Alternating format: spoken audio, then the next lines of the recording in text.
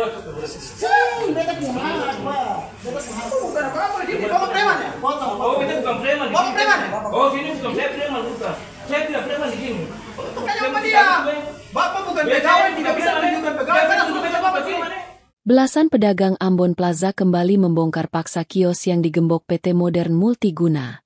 Pembongkaran dilakukan setelah PT MMG kembali menggembok hingga mengelas pintu kios secara sepihak pada Rabu 11 Juli 2024 malam. Atas aksi PT MMG yang kedua kalinya itu, pedagang yang diwakili kuasa hukum kemudian mengadu ke polisi.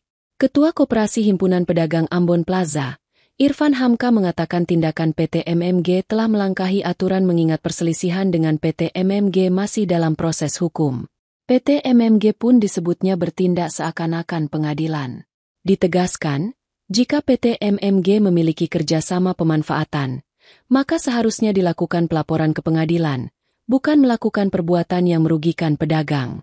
Keluhan yang sama juga disampaikan Sekretaris Koperasi Himpunan Pedagang Ambon Plaza, Abdul Rasid Mewar.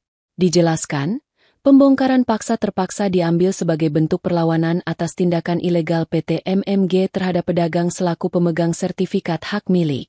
Dia pun memastikan, pedagang tak akan gentar dengan aksi PT MMG yang dinilainya adalah bentuk intimidasi itu. Bapak bicara di sini, Bapak melarang beta juga sebagai pengacara, Bapak siapa? Pengacara. Tapi nanti akan sampai di pengadilan. Tapi di pengadilan. Ini malah sampai di pengadilan, kamu sudah bicara sendiri. Ini namanya main hakim sendiri. Republik ini negara hukum.